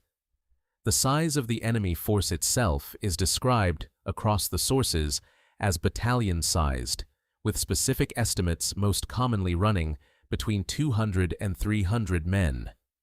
One source gives a considerably higher figure, around 600, but this documentary found that figure only in that single source and will not treat it as reliable on its own. 200 to 300 men, organized as a battalion-sized unit, is the range this documentary is comfortable presenting to you as the best supported estimate. Now, the decorations, which this documentary can state with somewhat more confidence. Though even here, a small note of context is worth including. Howard received the Medal of Honor. 4 men received the Navy Cross, Binns and Holmes, whose stories you have already heard, and, posthumously, Corporal Thompson and Lance Corporal Adams. 13 Silver Stars were awarded, 4 of them posthumously, and all 18 members of the patrol received the Purple Heart. It is worth knowing, gently, that the initial recommendations written up in the immediate aftermath of the battle differed slightly from these final totals. 15 Silver Star recommendations, for instance, in the contemporaneous accounting, against the 13 final awards actually approved. This is not a contradiction worth dwelling on or treating with suspicion. It is simply the normal, unremarkable pattern by which decoration recommendations are reviewed, adjusted, and sometimes upgraded or reclassified as they move through a formal awards process, and this documentary mentions it only in the interest of completeness, not because it represents any kind of unresolved mystery. Finally, this documentary wants to address a claim you may well have encountered if you have read anything else about this battle before watching this film tonight, that Howard's platoon was, in the phrase often used, the most decorated small unit in American military history. This documentary wants to be honest with you about where that specific claim actually comes from, because honesty about sourcing is exactly the kind of thing this production has promised to give you throughout this film. That claim traces back to a single magazine article published in Reader's Digest in 1968, which described the platoon as the most decorated unit for its size in 193 years of American military history. It is a vivid, quotable line, and it has been repeated many times since, in many other accounts of this battle. But it comes from one popular magazine article, not from any rigorous comparative historical analysis actually measuring this platoon's decorations against every other small unit in the full span of American military history. This documentary will tell you, honestly, that this platoon's men are often described that way. It will not tell you that this has been established as verified historical fact, because it has not been, and this documentary does not want to hand you an unverified superlative dressed up as settled history. There is a broader point buried in all of this careful hedging about numbers, and this documentary wants to draw it out explicitly before moving on, because it applies to the entire remainder of this film as much as it applies to this one chapter. Being precise about which figures are solid and which are contested is not the same thing as being uncertain about whether this platoon's conduct was extraordinary. Those are two entirely separate questions, and it would be a mistake to let uncertainty about the second decimal place of an enemy body count bleed into doubt about the central, well-documented facts of the battle itself. 18 men were surrounded. 6 of them died. Every survivor was wounded. A Medal of Honor, 4 Navy Crosses, 13 Silver Stars, and 18 Purple Hearts were awarded for what happened on that hillside, following a review process that took over a year to complete precisely because the standard being applied was so demanding. None of that is in any serious dispute anywhere in the sourcing this documentary consulted. The uncertainty in this chapter belongs entirely to the edges of the story. the exact count of enemy dead scattered across a dark valley, the precise wording of a magazine superlative from 1968, not to its center.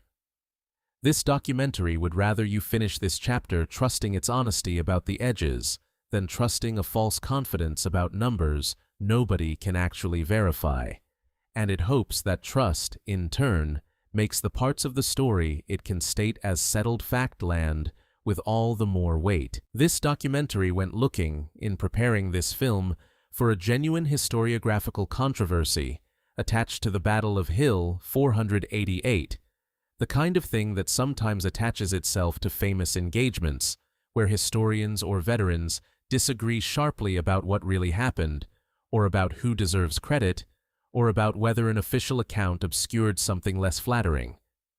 It did not find one.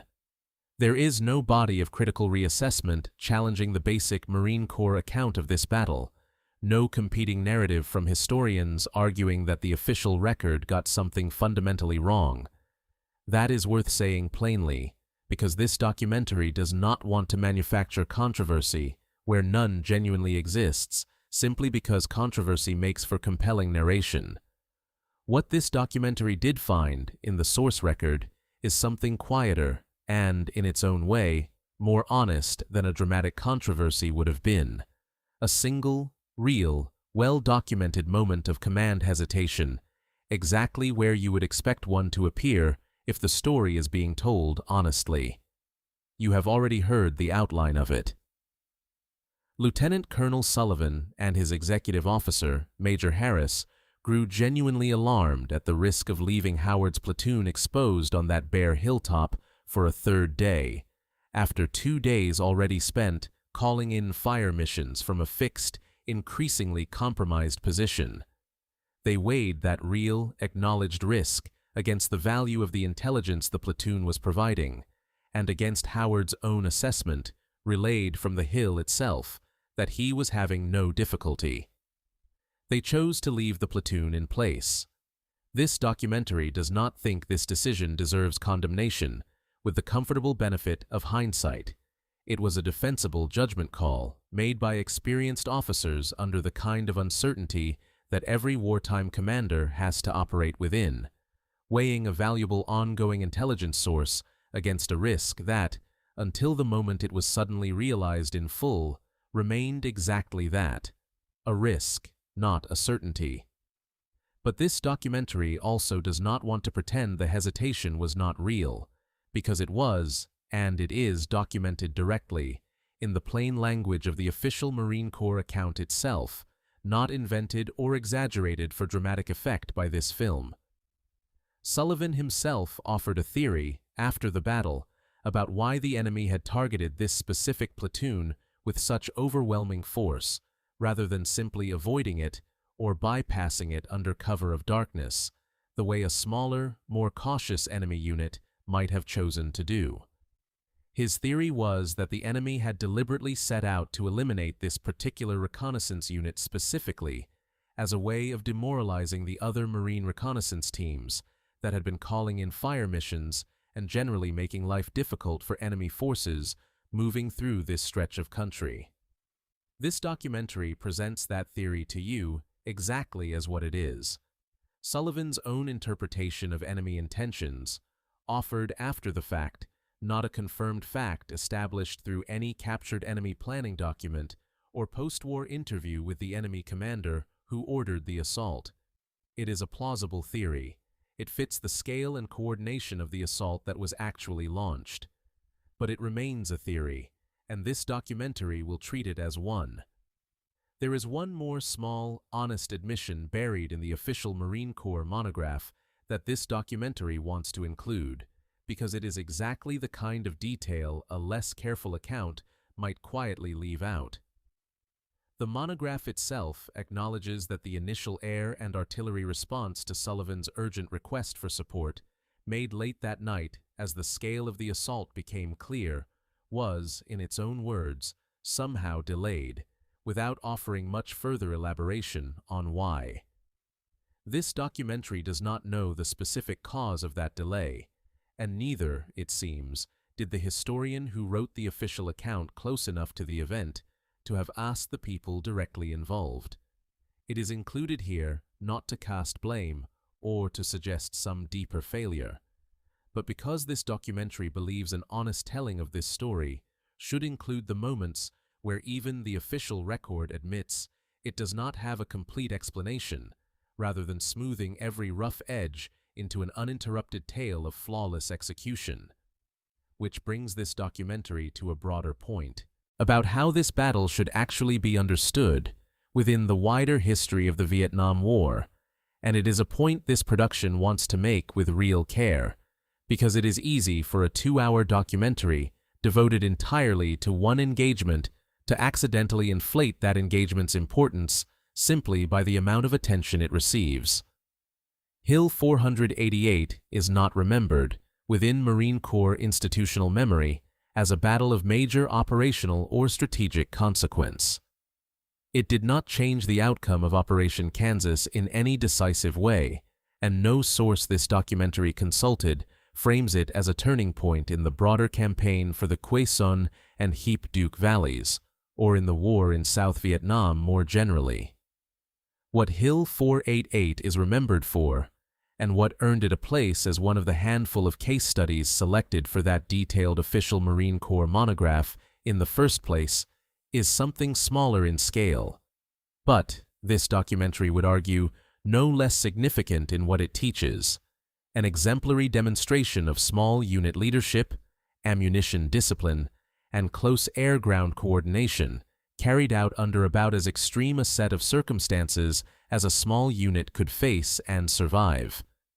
Its significance operates at the scale of individual human beings, making individual disciplined choices under fire, not at the scale of grand strategy or campaign outcomes, and this documentary believes the honest thing to do is to say that plainly, rather than dress this story up as more strategically consequential than it actually was. The story does not need that kind of inflation. What actually happened on that hilltop is remarkable enough on the scale it actually occurred.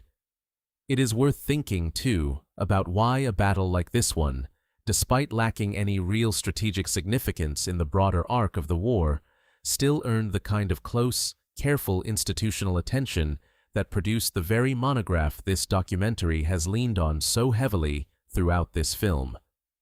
The Marine Corps, like most professional militaries, has always had a particular interest in studying its own successes as closely as its failures, not because success needs celebrating for its own sake, but because a well-documented example of things going right, under conditions as extreme as these, becomes a genuinely useful teaching tool for the Marines who come after. A future staff sergeant reading about Howard's insistence on single, identified shots rather than wasted suppressive fire learns something concrete and transferable about ammunition discipline. A future platoon leader reading about the tight 20-meter perimeter anchored on a single defensible boulder learns something about how to organize a defense when there is no time and no material for anything more elaborate. This is, in other words, part of why the historical record around Hill 488 is unusually solid compared with a great many other small engagements of the Vietnam War. Someone in the Marine Corps recognized almost immediately that this was a battle worth studying closely and preserving accurately, and did the work of interviewing survivors while their memories were still fresh, rather than letting the story drift, uncaptured, into the kind of imprecise second-hand retelling that swallows so many other small unit actions from this war entirely. That is also, in its own way, part of why this documentary has been able to be as careful as it has tried to be tonight about separating fact from legend. A battle with a thin, unreliable documentary record leaves a filmmaker very little choice but to repeat whatever version of the story has become most common, however accurate or inaccurate that version might actually be. A battle like this one, studied closely and recorded carefully within weeks of the fighting by people with direct access to the men who lived through it, gives this documentary something much better to work from, an actual foundation of verified fact sturdy enough to build the rest of tonight's film on top of, and sturdy enough to let this documentary tell you, with real confidence, exactly where that foundation ends and where later embellishment begins. More than a year passed between the battle itself and the day Jimmy Howard received the nation's highest award for valor.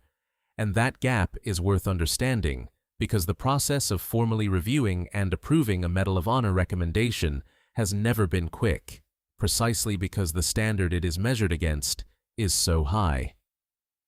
On the 21st of August, 1967, at 10 minutes past noon, in the East Room of the White House, President Lyndon B. Johnson presented the Medal of Honor to Howard, who by that point had been promoted to gunnery sergeant.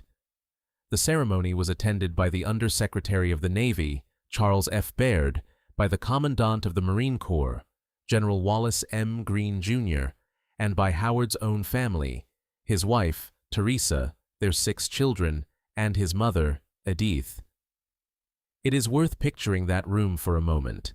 A formal East Room ceremony, the President of the United States himself placing a medal around the neck of a wounded staff sergeant turned gunnery sergeant from Burlington, Iowa, while 6 children who had spent more than a year not fully understanding, perhaps, exactly what had happened to their father on a hillside in Vietnam, watched their mother stand beside him for the recognition the nation was finally, formally, giving him. There is something worth dwelling on in the simple fact that this ceremony took over a year to arrive after the battle itself. In the interval between June of 1966 and August of 1967, Howard's own recommendation and the recommendations for every other decoration earned that night had to move through a lengthy chain of review. Statements gathered from survivors while they recovered from their wounds, accounts cross-checked against each other and against the record kept by supporting units, drafts refined and re-refined by officers whose job was to make sure that a medal as significant as this one was awarded only when the documented facts fully supported it. It is, in its own quiet way, part of why this documentary has been able to speak with such confidence about the details of this battle throughout tonight's film.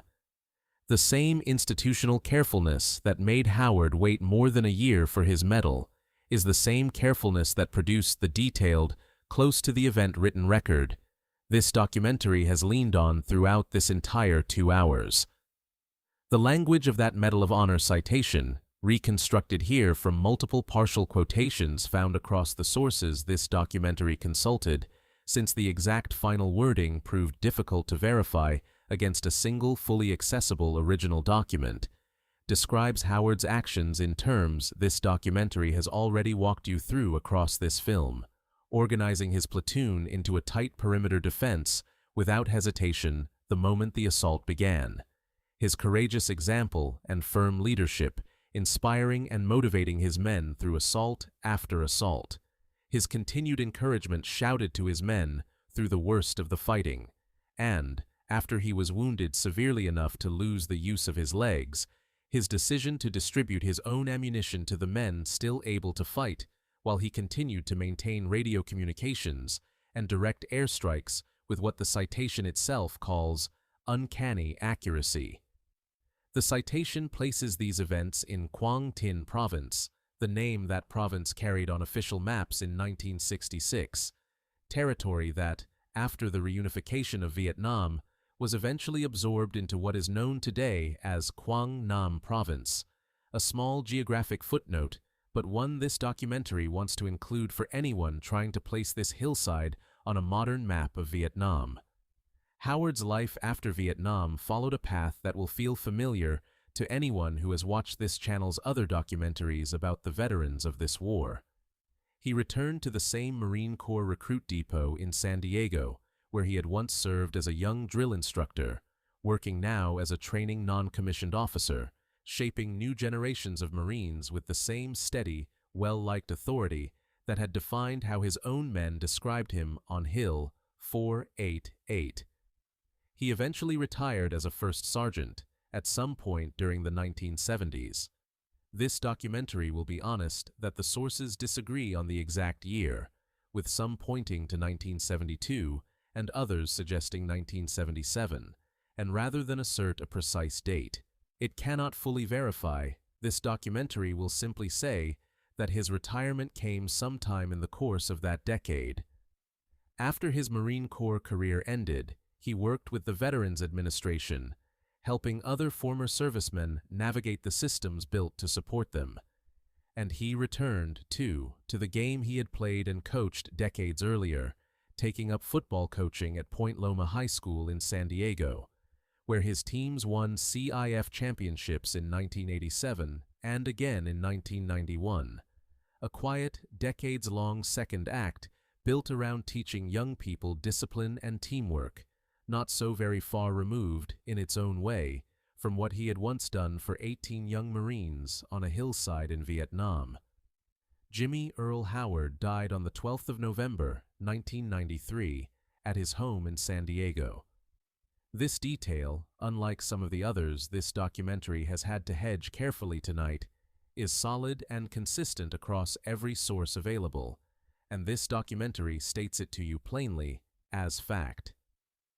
He is buried at Fort Rosecrans National Cemetery in San Diego, among many thousands of other American veterans laid to rest overlooking the Pacific. His name did not disappear from public memory after his death. In 2001, on the 20th of October, the United States Navy commissioned the USS Howard, designated DDG-83, an Arleigh Burke-class guided missile destroyer named in his honor, a warship still in active service today, carrying the name of a staff sergeant who once held a hilltop together with 18 men, a boulder, some rocks thrown to imitate grenades, and an almost unbelievable amount of disciplined nerve. And in 2003, Ray Hildreth, the young rifleman who had survived that night as one of Howard's 18, published the book Hill 488 together with the writer Charles W. Sasser, giving this remarkable story its fullest dedicated telling for a general readership, a book that remains, to this day, the standard account most people who know this story at all have encountered it through. It was Hildreth, you will remember from earlier in this film, who returned to Vietnam in 2011 and met Hoang Minh Tien, the man who had once led the assault against him, in one of the more quietly remarkable acts of reconciliation to come out of this whole, long, difficult war. And here, before this documentary moves toward its closing reflection, is perhaps the most honest thing this film can tell you about where this story sits in the wider popular memory of the Vietnam War. Hill 488 is well known, and rightly celebrated, within Marine Corps recon circles specifically, and within the community of people who study the history of the Medal of Honor closely. It is not, however, widely known in the broader popular memory of this war the way names like Khe Sanh or the Tet Offensive are widely known, names that entered the general public consciousness through television coverage and decades of subsequent film and literature.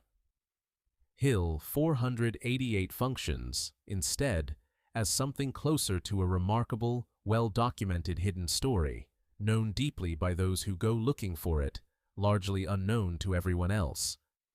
That is not a flaw in the story. If anything, it is exactly the kind of story this particular documentary channel exists to bring to a wider audience, not by exaggerating it beyond what the record actually supports, which this film has tried very hard, all the way through, not to do, but simply by giving it the patient, careful, 2-hour telling it has always deserved, and, until tonight, has rarely received outside the circles that already knew it well. Let us go back, one more time, to that bare hilltop, before this documentary finally lets you rest. Picture it as it was on the evening of June the 13th, 1966, before any of what you have just spent the last 2 hours listening to had happened. A stretch of high ground above a river valley in South Vietnam, 3 narrow fingers of ridge meeting near a summit, sparse cover, a long view down into rice paddies and tree lines that stretched out toward mountains further west, 18 men climbing off a helicopter into the fading light, carrying what they needed on their own backs, expecting 2 days of quiet, watchful duty, and then a lift back out. None of them, as far as this documentary can tell you, expected what the third night would actually bring. That is worth remembering at the very end of this story, because it is easy, once you know how a story ends, to imagine that the people living through it somehow knew all along what kind of night they were walking into. They did not. They found out gradually, hour by hour in the dark, the way people always do. This documentary has tried, across the last 2 hours, to hold two things in its hands at the same time, carefully, without letting either one crowd out the other. The first is the plain, extraordinary truth of what those 18 men actually did that night. The tight perimeter held around a single boulder, the ammunition rationed round by round and redistributed from the fallen to the fighting, the laughter thrown back at an enemy trying to break their spirit with taunts, the rocks thrown in place of grenades that had run out hours before dawn, a wounded staff sergeant refusing morphine so that his mind would stay clear enough to keep directing airstrikes within meters of his own men, while unable to feel his own legs. None of that needed any exaggeration.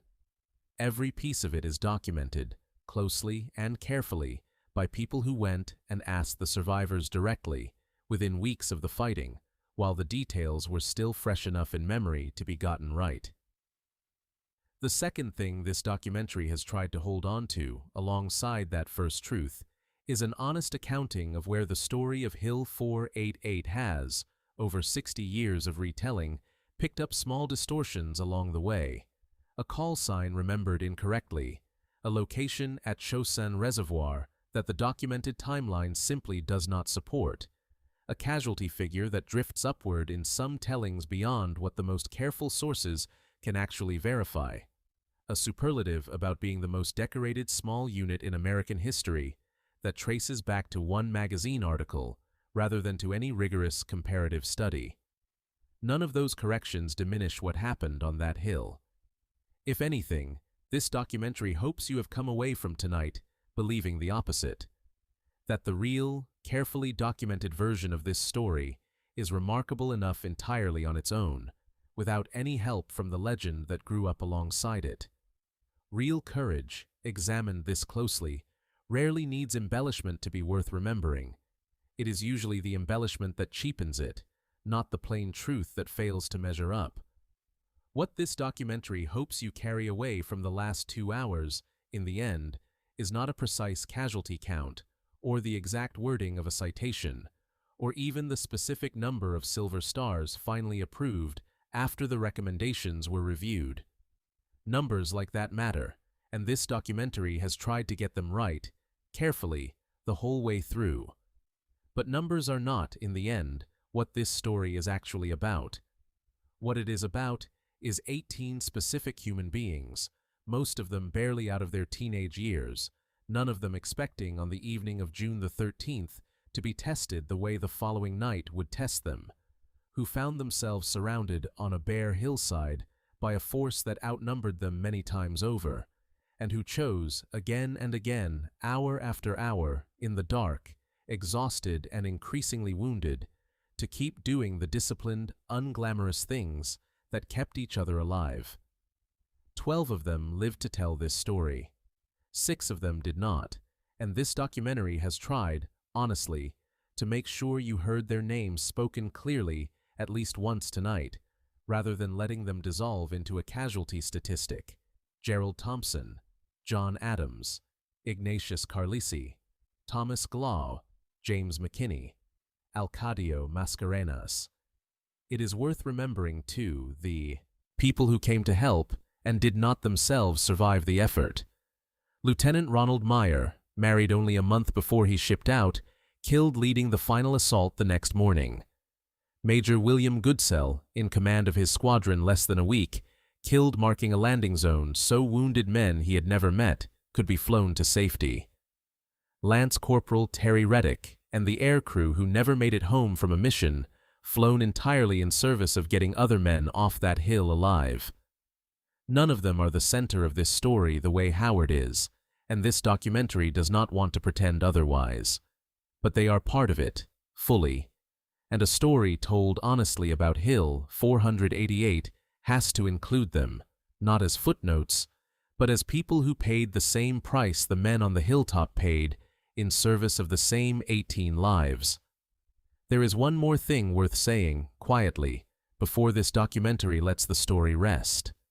Somewhere in the writing of a film like this one, across the many hours spent reading an official history written in 1967, a memoir written decades later, and the scattered, sometimes contradictory accounts that sit in between them, it becomes very easy to start thinking of a battle purely as a puzzle to be solved.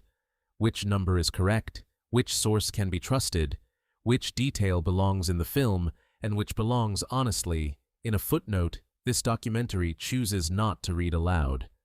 That work matters, and this documentary has tried to do it carefully, because getting those details right is itself a form of respect for the people who lived through the actual events. But it is worth remembering, at the very end, that underneath every one of those disputed figures was a night that 18 specific, frightened, determined human beings actually lived through, in real time, without the benefit of a documentary narrator's calm, retrospective voice to tell them how the story would eventually turn out. They did not know, at any point during that long night, that they would be remembered 60 years later. They were simply trying to survive until morning, together, and to bring each other home. That they largely succeeded, at a terrible cost that this documentary has not tried to hide from you, is the actual heart of this story, far more than any single verified statistic could ever be. It is worth, too, imagining briefly what the years afterward must have carried for the 12 men who walked or were carried off that hill alive. Wounds that healed, mostly, in the way physical wounds do, and a night that almost certainly did not heal in quite the same way, the way nights like that one rarely do for the people who live through them. Anniversaries that came every June, whether or not anyone else around them knew what those anniversaries meant. 6 names that some of them likely carried with them, quietly, for the rest of their own long lives, in a way this documentary can only gesture toward rather than fully capture from the outside. This film has tried to honor that by refusing to let this story become simply a tale of triumph against the odds, tidy and uncomplicated. It was not tidy. It was not uncomplicated. It was survived at a real and lasting cost by people who then had to go on living ordinary lives afterward, coaching football teams and raising children and working ordinary jobs, carrying that one extraordinary night quietly along with them the whole way. And it is worth ending, before the sign-off this documentary always closes on, with the image this film gave you earlier, of 2 old men meeting again on that same hillside decades later. Ray Hildreth, who had once fought there as a young Marine, and Hoang Minh Tien, who had once led part of the assault against him.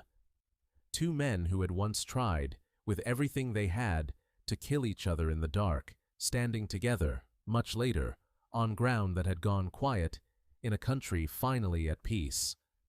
This documentary does not know exactly what was said between them that day in 2011, and it will not invent words neither of them is recorded as having spoken.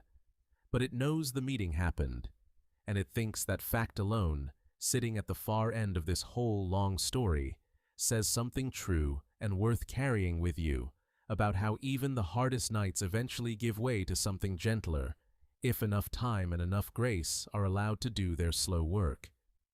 That is the story of Hill 488, told as carefully and as honestly as this documentary knows how to tell it. A small hill, 18 men. One long night that, 60 years later, is still worth remembering exactly as it actually happened, without needing to be made any larger than it already was. Thank you for spending these 2 hours here tonight. If you are still listening, wherever you are, however late it has gotten while this story played out around you, this documentary hopes the sound of this voice has done for you what it always tries to do at the end of a long night like this one. not to leave you with anything urgent to think about, but simply to let the day, and everything in it, finally go quiet. Let your shoulders drop. Let your breathing slow. There is nothing left to do tonight but rest. Good night. Sleep well. And thank you, truly, for spending this quiet history with us.